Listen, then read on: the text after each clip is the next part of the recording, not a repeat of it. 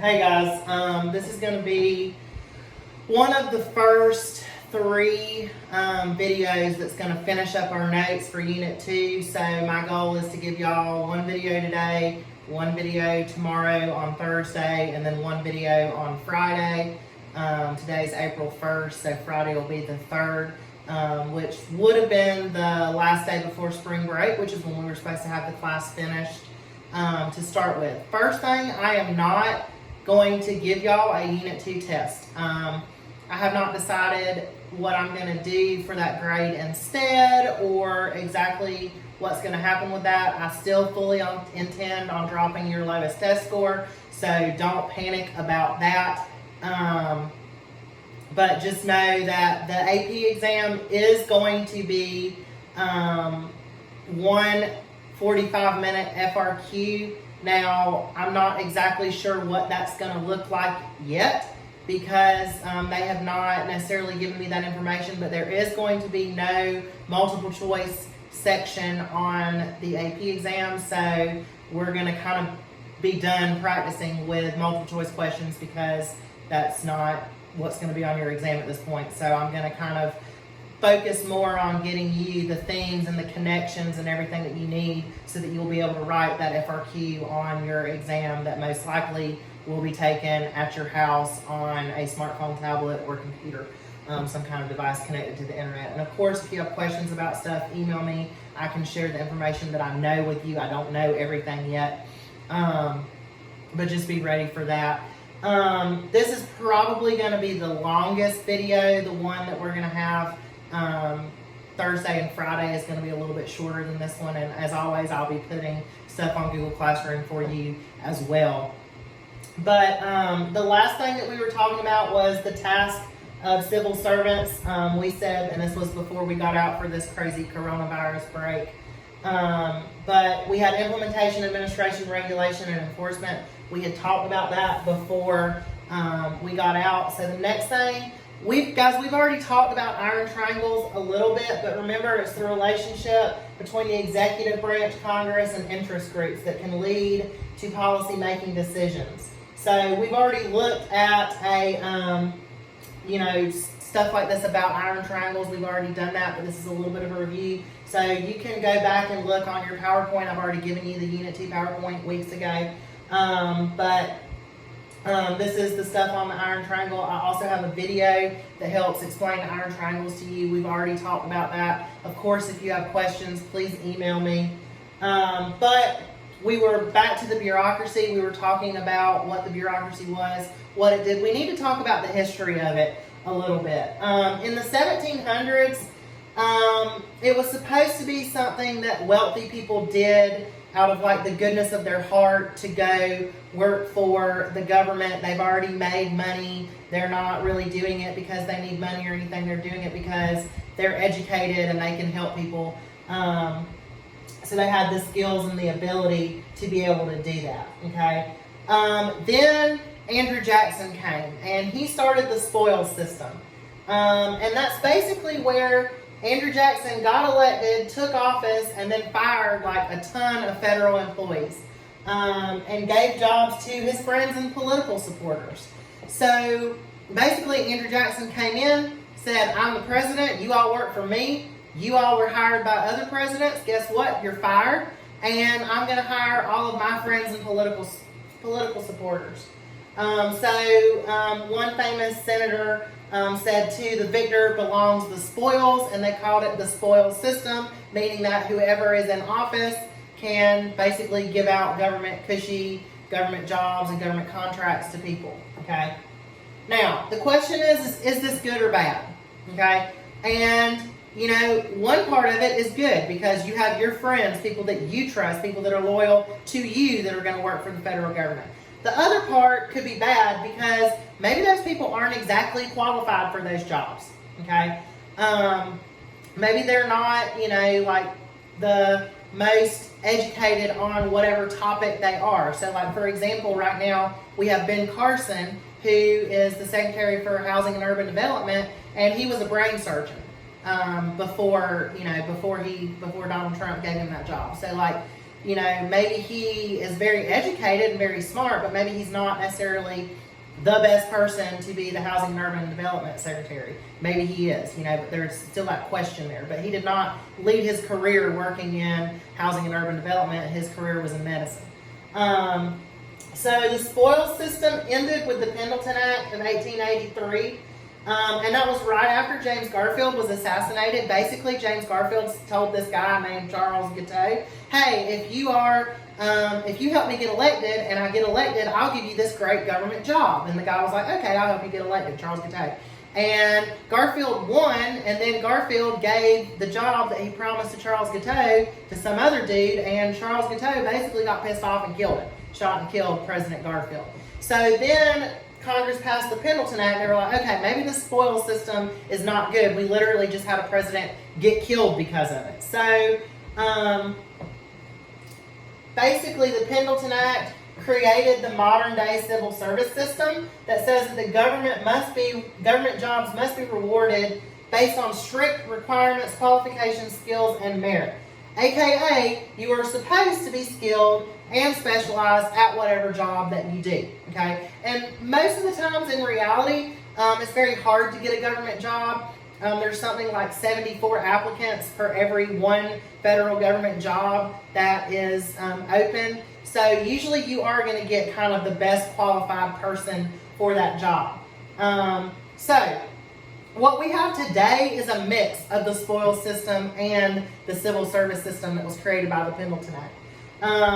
The president still appoints the top 3% of the government are political appointments, okay? Meaning your secretaries, your director of the FBI, your director of the NSA, your deputy director of the national parks, your very top level parts of the federal government, the very, very top level, the top 3% of the jobs are politically appointed by the president, okay? But the lower 97% of the bureaucracy is your career civil servants that actually are qualified and trained and know how to do their jobs.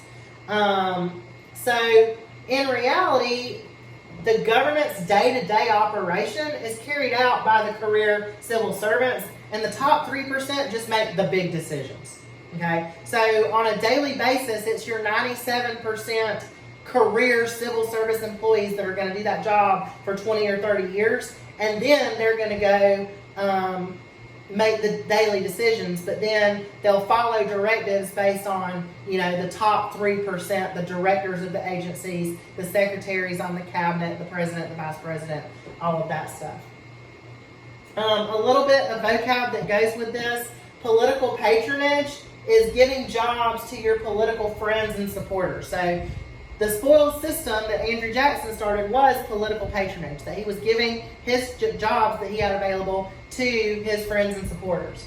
Civil service is awarding jobs based on merit, skills, and qualifications. So like, I'm a civil servant because I'm paid with tax dollars. I'm not paid by the federal government, but I'm paid by local and state governments.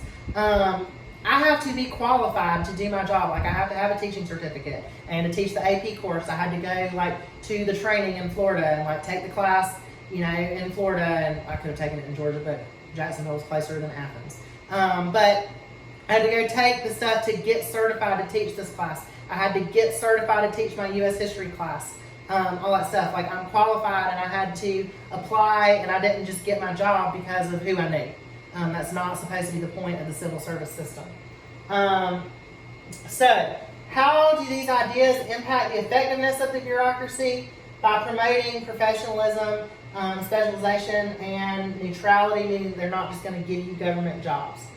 The Hatch Act is also this thing that limits how involved federal employees can be in federal elections. Political parties cannot use federal workers in campaigns. If I'm a federal government employee, I can't come to school. I can't come to work wearing my Donald Trump hat or my Hillary Clinton shirt or my Barack Obama button or whatever else I'm trying to persuade people to vote with. I can't come to work and promote anything. Now, I can go to a campaign rally after work when I'm not clocked in. I can raise money or volunteer after work when I'm not clocked in. But while I'm at work, I cannot try to persuade anybody to vote for or against anyone. That's the Hatch Act. So federal employees cannot participate in partisan politics while on duty. Now, of course, once you go home for the day and you're not like on duty at work, you can, put a sign in your yard, or wear your shirt or your hat or your button, or go to your rally, or raise money, or do whatever it is that you want to do. Also, federal employees cannot run for office or solicit contributions from the public. So if you work for the federal government and you decide that you want to run for Congress, or you want to run for president, or to be in the Senate, or whatever else, you have to quit your job before you can announce your candidacy for that position. So you can't use your position to elevate you into an elected position. Okay? So the people at the top 3%, are the politically appointed non-career civil service positions. Okay? Now, the question is do they know how to do their job? Just kind of like I was talking about with Ben Carson. He was a surgeon. Maybe he doesn't necessarily know a lot about housing and urban development. Sonny Perdue is the Secretary of Agriculture. He was the governor of Georgia. He does not have like an advanced degree in ag science or anything like that. He was a politician. These top 3% of your people that are at the top levels of government are your politicians. They are not your like super well educated specialists on any given subject that they work for. They also have a very short tenure. They serve at the pleasure of the president. Whenever the president's done with them, he will fire them. Donald Trump does this a lot. Donald Trump is not the only president that has fired people that work for the federal government at the top levels. Barack Obama did this. Donald Trump has done it maybe a little bit more, and also is a little bit more vocal when he fires somebody, which like he had a whole TV show where the whole premise of the show was like, you're fired, and he would fire people. So people get... that's not really surprising about Donald Trump. But he can fire them or ask for their resignation. Again, the day-to-day operation of the government is run by the career 97% civil servants. And once the president that appointed these people to their job, these top 3%, once that president leaves office, they leave office too. So like, Ben Carson is the Housing and Urban Development Secretary. Once Donald Trump leaves office, whether that's in 2020 or 2024 or 25, Ben Carson and all these people that Donald Trump has appointed will also leave. And then the new incoming president will give out these jobs to all of his friends and supporters, which is kind of the mix of the spoil system and the civil service system that we have today. Your executive departments, we have 15 today. The oldest is state, the newest is Homeland Security, the biggest is defense. They're all led by the secretary. So like we have the leader of the education department is called the Secretary of Education. The Justice Department is a little bit different. The leader of the Justice Department is called the Attorney General. Okay. Then there are subunits of the cabinet, of cabinet level departments. For example, Homeland Security has under Homeland Security you have the Border Patrol, TSA. Under the Justice Department you have the FBI, the U.S. Marshals, the Board of Prisons, different things like that. There's also these things called independent agencies and commissions, and I know this video is getting a little bit long. Like I said, this is going to be the longest one this week that I'm going to give y'all, but bear with me for a minute. But independent agencies and commissions do not fall under any of the existing 15 cabinet level departments. They have a specific function and they stand independent from the 15 executive departments, and they have a leader of their agency or commission or whatever that is also appointed by the president, but it's like a standalone thing. They don't fit under one of the other 15 executive departments. So for example, the CIA is an independent agency. The EPA, Environmental Protection Agency, independent agency. NASA, independent agency. NASA doesn't fit under education or healthcare or housing and urban development or transportation or state or treasury or any of those other 15 executive departments. They're their own thing, but they're not big enough to be like a cabinet level secretary. So they're just an independent agency. Independent commissions are usually a regulatory commission that regulates something. So like the FEC is the Federal Election Commission.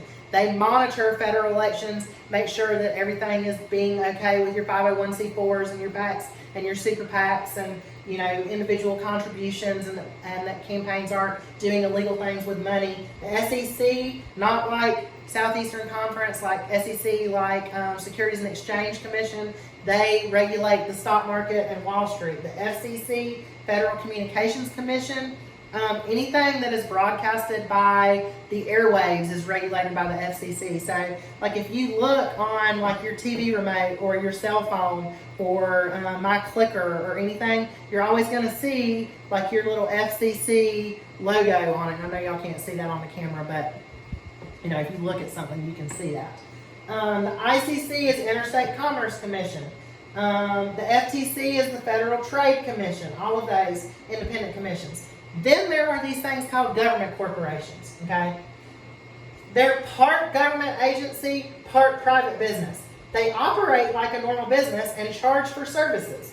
Hopefully they make a profit, but they don't always make a profit, okay? But the difference between a government corporation and a private corporation is the money that starts a government corporation comes from tax dollars. So examples of government corporations are Amtrak, the train system. The train tracks, the train cars, the people that work for them, that money used to start that business was from tax dollars. But they can charge, like it's not free, like you still have to pay. The United States Post Office is an example of one. You still have to pay your stamp to put something in the mail, but the government owns that corporation. Okay? The TVA, the Tennessee Valley Authority that was created during the New Deal. That's another good example. Guys, I have this link you can look at on your own of the federal agencies. This is a list of all of them. There are hundreds, if not thousands, on this list. And that's going to be it for today. Go ahead and watch this video, and I will give y'all some more to look at the rest of this week, and then we will be done with our notes. Next week will be spring break, and then when we come back from spring break, I'll start giving you review materials for the AP exam. So, see y'all later.